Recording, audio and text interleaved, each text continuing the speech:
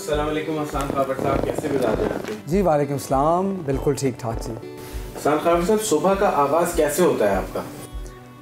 सुबह का आगाज़ पहले तो जिम जाकर होता था इधर आने से पहले, लेकिन जब से इधर आया हूँ क्योंकि रात को लेट हो जाता हूँ तो सुबह का आगाज़ अखबार से होता है और साथ ही फ़ोन बजने लग जाता है और उन्हीं फ़ोनों के बीच में तैयार होकर दफ्तर के लिए निकल पड़ता हूँ।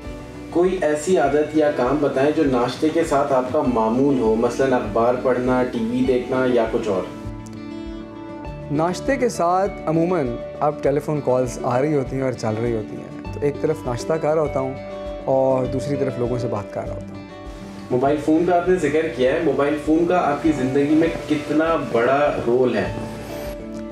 आपने कहानी बचपन में सुनी होगी कि जिन की जान तोते में होती थी, आजकल हमारी जान जो है मोबाइल फ़ोन के अंदर है। तो ये ताल्लुक़ है मोबाइल फ़ोन से, पूरी ज़िंदगी, पूरा दफ्तर, हर चीज़, मैसेजिंग, कम्युनिकेशन, ट्वीट्स, अखबार, सब कुछ मोबाइल फ़ोन से है। सर, सोशल मीडिया का इस्तेमाल कितना करते हैं?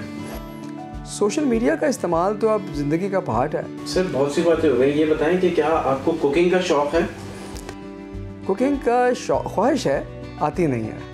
सर, हुकूमती ओहदा हासिल करने के बाद फैमिली को कितना वक्त दे पाते हैं?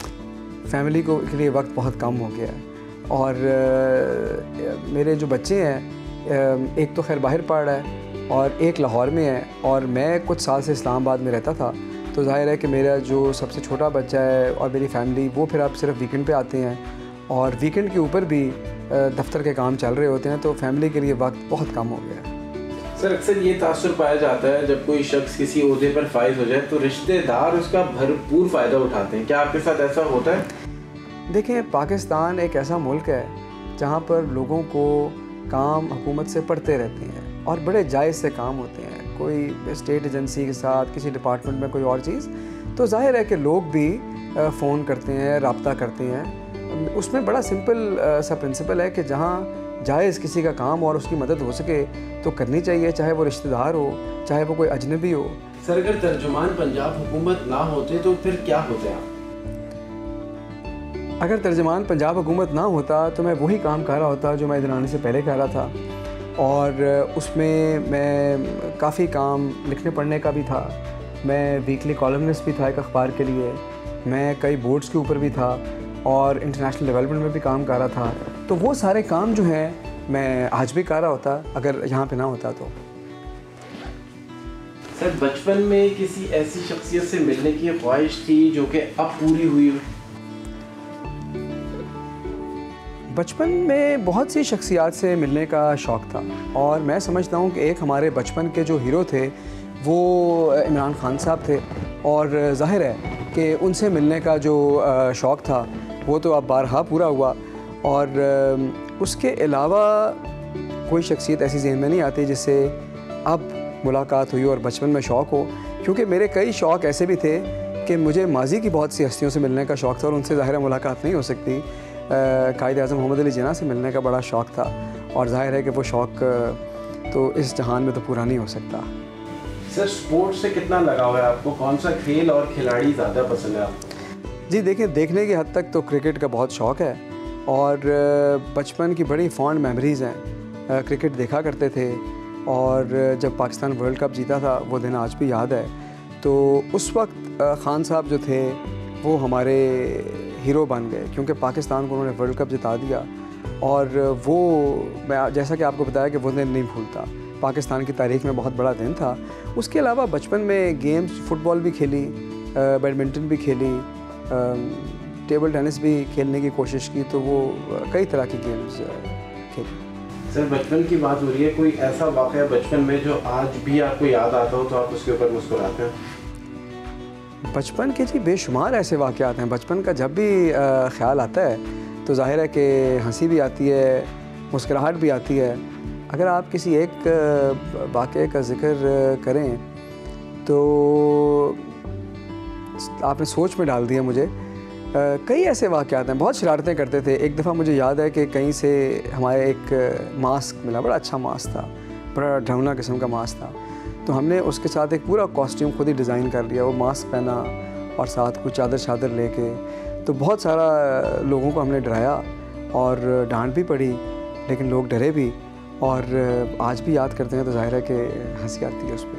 सर फिल्में और ड्रामे कितने शौक से देखते हैं? आखिरी दफ़ा कौन सी फिल्म या ड्रामा देखा था?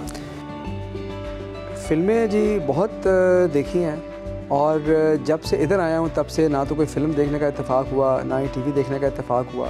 जब कोई एक अदाकार और एक अदाकारा, किसको नाम अच्छा समझते हैं? एल पचिनो मेरे बड़े फेवरेट एक्टर थे, और उनकी मैंने तमाम मूवीज़ बड़े ज़ौक़ व शौक़ से देखी हैं। एक्ट्रेसेस तो कई हैं, कोई ऐसी नहीं है जो मैं समझूं कि मैं एक नाम लूं। सर इलेक्शन करीब आ रहे हैं, क्या समझते हैं उस्मान बुज़दार साहब को फिर पंजाब हुकूमत बनाने का मौका मिलेगा? जी इंशाअल्लाह उस्मान साहब को भी मिलेगा, पाकिस्तान तहरीक इंसाफ को भी मिलेगा, और मैं समझता हूं कि पाकिस्तान तहरीक इंसाफ की सूरत में पाकिस्तान में बहुत बड़ी तब्दीली आई है, क्योंकि पाकिस्तान में मौरूसी सियासत का ख़ात्मा हुआ है और लोग दो ख़ानदानों से तंग आ चुके थे जो इस मुल्क को खा रहे थे। तो मैं समझता हूँ कि अवाम जो है एक दफ़ा फिर पाकिस्तान तहरीक इंसाफ पे एतमाद का इज़हार करेंगे, और इंशाअल्लाह पाकिस्तान तहरीक इंसाफ को तारीख़ी कामयाबी मिलेगी। सर पंजाब वालों के लिए मज़ीद कोई अच्छी खबर बताएं हम। पंजाब के लिए इतनी अच्छी ख़बरें हैं कि आपका प्रोग्राम ख़त्म हो जाएगा और अच्छी ख़बरें ख़त्म नहीं होंगी। सर अगर किसी एक को सेलेक्ट करना हो, बिलावल भुट्टो या मरियम नवाज़, किसको करेंगे? बिलावल भुट्टो। क्यों सर? क्योंकि पंजाब में उनका असर कम है, और अगर मरियम होंगी तो ज़ाहिर है कि फिर पंजाब भी होगा, और मैं पंजाब में बैठा हूँ, तो इसलिए अगर दोनों ही चॉइसेस काबिल कबूल ना हो तो कम से कम दूर वाली चॉइस का इंतखाब कर लेना चाहिए। सर मुस्लिम लीग नून का कोई एक ऐसा काम जिसको आप सराहते हैं?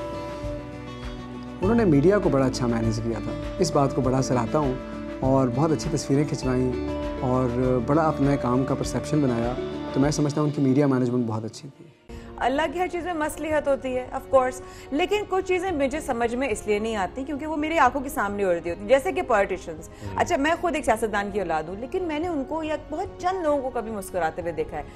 ज़्यादातर सियासतदान लोगों को मैंने हमेशा सीरियस देखा, या तंज मारते हुए देखा, या एक दूसरे के ऊपर बड़ा गुस्सा करते हुए देखा, या लड़ते हुए देखा। बड़ा जारहाना उनका अंदाज होता है, लेकिन क्या हकीकी ज़िंदगी में भी उनका अंदाज यही होता है? वो इसी तरीके से बात करते हैं? वो क्या करते हैं? ये जानने के लिए हम गए किसके पास? तर्जुमान पंजाब हुकूमत हसन खावर साहब के पास, और उनसे क्या गुफ्तगू हुई, क्या हुई, उन्होंने क्या कहा, अपनी फैमिली के बारे में, दोस्तों के बारे में, वो सब आपको दिखाते हैं।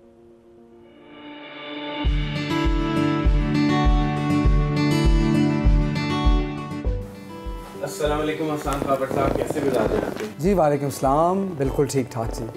हसन खावर साहब सुबह का आगाज़ कैसे होता है आपका? सुबह का आगाज़ पहले तो जिम जाकर होता था इधर आने से पहले, लेकिन जब से इधर आया हूँ क्योंकि रात को लेट हो जाता हूँ तो सुबह का आगाज़ अखबार से होता है, और साथ ही फ़ोन बजने लग जाता है, और उन्हीं फ़ोनों के बीच में तैयार होकर दफ्तर के लिए निकल पड़ता हूँ। कोई ऐसी आदत या काम बताएं जो नाश्ते के साथ आपका मामूल हो, मसलन अखबार पढ़ना, टीवी देखना या कुछ और? नाश्ते के साथ अमूमन अब टेलीफोन कॉल्स आ रही होती हैं और चल रही होती हैं, तो एक तरफ नाश्ता कर रहा होता हूँ और दूसरी तरफ लोगों से बात कर रहा होता हूँ। मोबाइल फ़ोन का आपने जिक्र किया है, मोबाइल फ़ोन का आपकी ज़िंदगी में कितना बड़ा रोल है? आपने कहानी बचपन में सुनी होगी कि जिन की जान तोते में होती थी,